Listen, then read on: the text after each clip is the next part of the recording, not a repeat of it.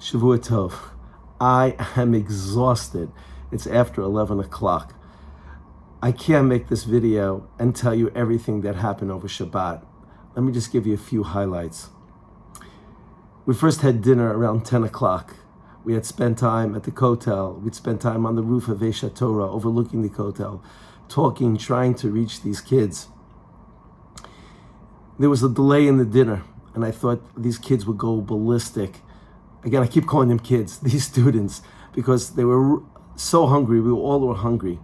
And we had to wait for them to bring another table and to set things up. And one student just started to sing this thing called Shabbat Shalom to so-and-so. And this went on for about 25 minutes. The Ruach and the Spirit, and I'm thinking to myself, what is going on over here? But the joy that these kids have felt, it seemed that their hunger was secondary, and how beautiful it was to bring in Shabbos with these kids.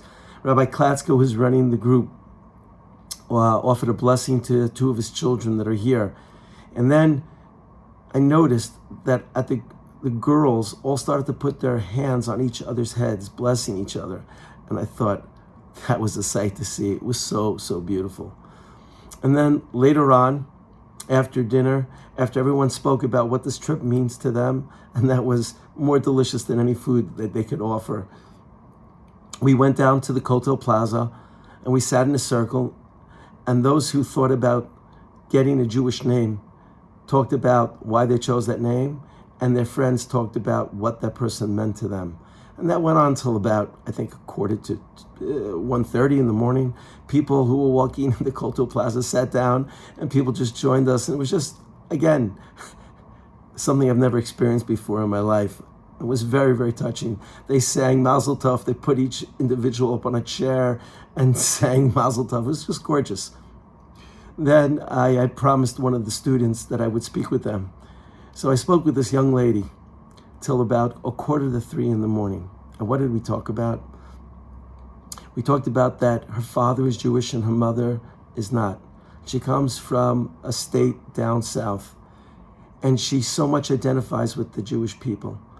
And she thought that Judaism, when her father embraced Orthodoxy, sort of separated him as a wedge between her and her dad. And she very much resented him for it. And yet she still wanted to understand her father. And so she decides to take this trip to learn more about Judaism and what it is that her father sees in it. Her parents are still married, which is, again, hard for me to understand, but here's this young girl searching. And after these 3 days, she says, I get a better idea of what this Judaism is, and I feel so Jewish, but I don't know why I want to be Jewish. And that was the conversation. And so she's going to look and pray for clarity to figure out why she wants to be Jewish. She's the sweetest, sweetest soul you'll ever meet. So that took me till about 2:45, and I said, okay, it's time to hit the sack, because those who know me know I like to go to bed early. All right, well, I didn't know it was going to be this early in the morning. On my way back, I decided I'm going to crash at my son's apartment, Eitan, who's away for Shabbos. And on my way, I bump into another person who's from down under, from Australia. And we started talking, and that took us till about, I'd say, 4:30 in the morning. It was very, very powerful. But at that time I said, I'm going to crash at Eitan's apartment for a few minutes and go and daven. Well, I did crash, but I didn't get a chance to go daven. It was a very long day, with a minion, that is. Anyway, I had a great time having lunch with my daughter Sardina and Ami and Ben, my grandson.